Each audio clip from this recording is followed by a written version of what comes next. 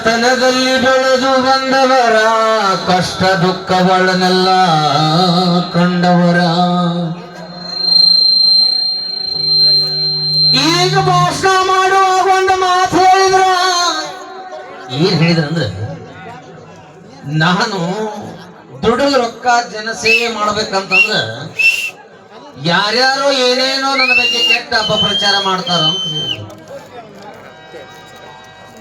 ನಾಯಿ ಬರಲಿದರೆ ದೇವಲೋಕ ಹಾಳಾಗುವುದಿಲ್ಲ.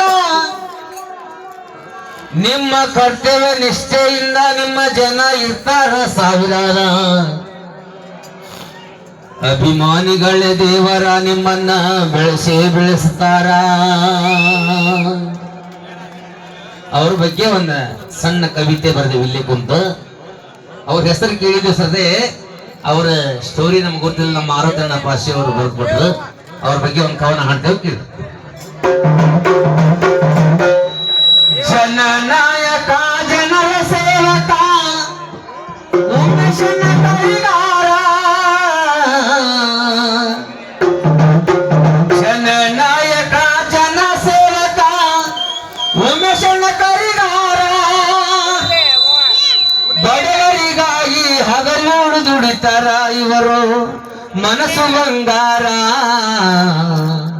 ಮನಸ್ಸು ಬಂಗಾರ, ಮನಸ್ಸು ಬಂಗಾರ.